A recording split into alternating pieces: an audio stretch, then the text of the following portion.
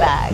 Surprise! Magta-travel tayo ulit. We're going to Guangzhou, China. Grabe, first time namin mag-China and we're so excited. Actually, this is a business trip. Samahan na rin natin ng konting leisures. May kasama tayo mga bago nating kaibigan sa business. Ang owner ng Zion, ZK Summit, Sir Kelvin, si Miss Mary. Siyempre, magugulat kayo. Si Miss Anna Magkawas kasama.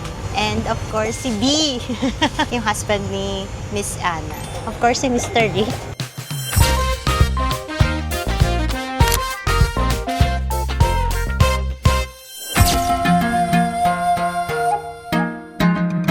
Sinipon ako. Welcome to China. First time namin dito sa China. Kamusta yung business class experience? Nag-ano ka? Higa ka? May kama ka? Nagpapanood nyo? Ako lang naman nanonood yung mga Chinese na movie. Favorite ko na yung mga lumilipad. lumilipad, may power, mga sword, basta ano.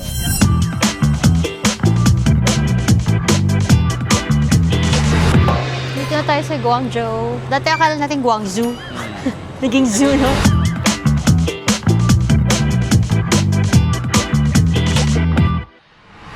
Dito na tayo sa hotel. Ang ganda. 5-star hotel, ano? Actually, sila na nag-book. So, kung itanong, libre ba to? Care of Avion.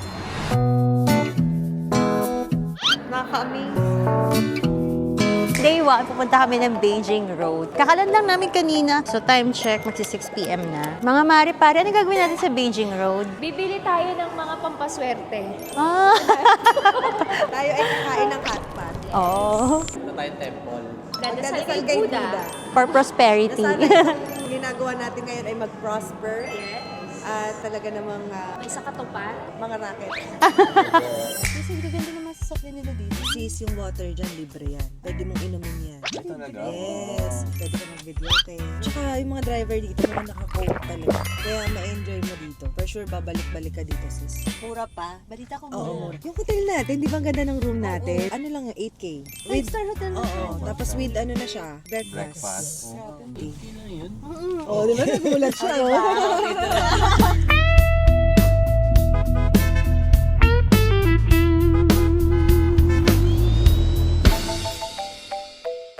Ayan, nandito na tayo sa Beijing Road. Ang ganda. Hindi ko alam kung anong tawag sa temple na ito. Napadaan lang kami. Pero tingnan nyo. Ang ganda dito so far. First Dito, time sa- namin in China. Sobrang nakaka-amaze. Na magpe-pray tayo for prosperity.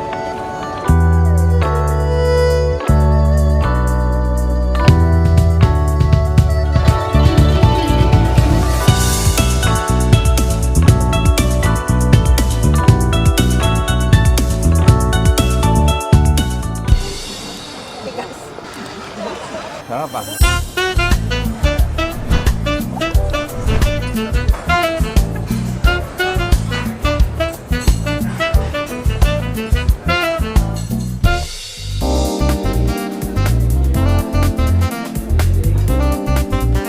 Basta kuha lang tayo ng kuha.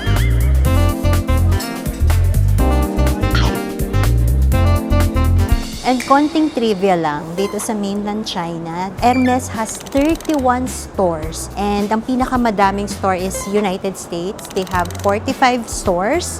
And ang next is Japan, they have 35. And here in China, they have 31. Try nating makascore ng Hermes. Malay nyo may quota bag. Pero ang dami kasi sa Philippines, isa lang. Tsaka ito, yung mall na to, very high-end. Tingnan nyo, lahat ng big brands nandito. Wala pa nga tayong ganito ka-high-end na mall sa Philippines eh. Actually, lahat ng stores nila dito, merong 3 floors. Ayan, favorite din nating brand, Chanel.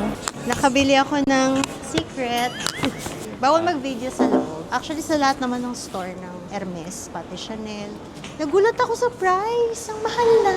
Kasi nagkaroon sila ng 7% increase this January. Ang mahal na. Nagulat ako. Yung retail price pati mga Birkin, mga Kota bag. Yan, day 3, nandito pa rin tayo. Pero before that, fit check muna tayo. Minsan lang tayo makapag-winter outfit eh. Hindi ako makapokus sa paggawa ng sauce.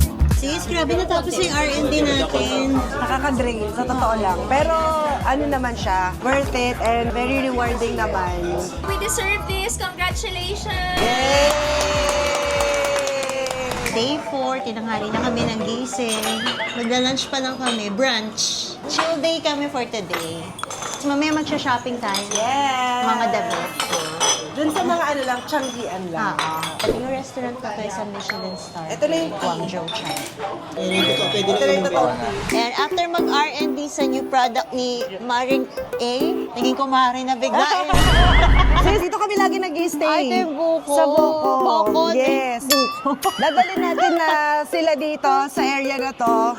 Kasi dito, madami kayong makakain, madaming masya-shopping na mga mura lang, na mga damit, ganyan. Ayan, parang ang sarap. Ayan o, di ba? Oo nga. Ang sarap mag-food trip.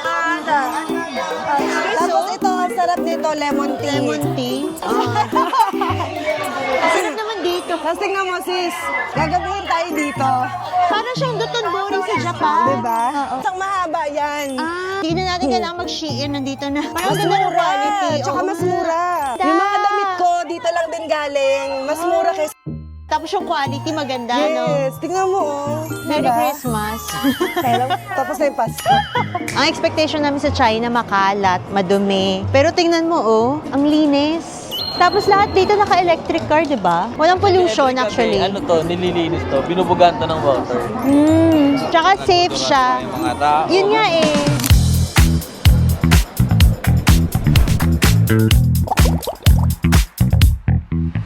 Day 5 na tayo. It's our last day here in Guangzhou. And again, chill day lang tayo today.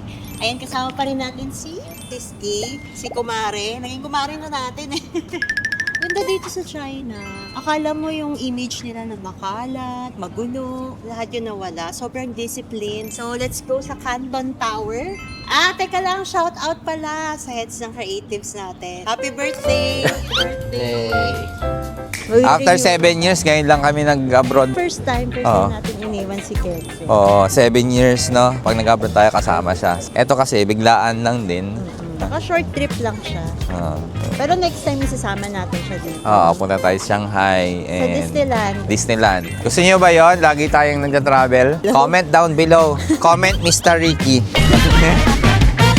Isa common misconception dito sa China, kapag nandito ka, nagkalat yung fake. Pero hindi yan totoo. Actually, sobra. They have very strict rules about fake. Sobrang higpit nila. Mas mahigpit pa kaysa sa Philippines. It's actually illegal daw dito magbenta ng fake. Ang daming mga na-debunk nung pagpunta namin dito sa China na akala mo, ang daming fake, common magsuot ng fake. It turns out, sobrang higpit pala ng batas nila sa fake. And sobrang disciplined ng tao. Tingnan mo, walang makakalat to. Oo. Malinis sila. Probinsya pa to, ah. What more pa sa pinaka-main city nila, which is yung Beijing and Shanghai.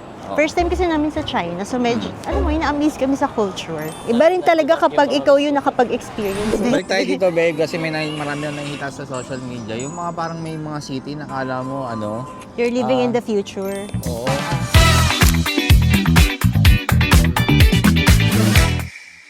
Wala na ako masuot eh. Ayan, we're going back home to Manila. Grabe, nakapagod. Sis, lipat pa ba tayo ng airplane? Or gusto mo tayo na lang? May superpowers ako eh. Talaga, sasabay na lang ako sa'yo. Kapit ako. Tara na sis, lipat na tayo. Sige, basta, kumala sa kita. Kaya tayo yan. 1, 2, 3.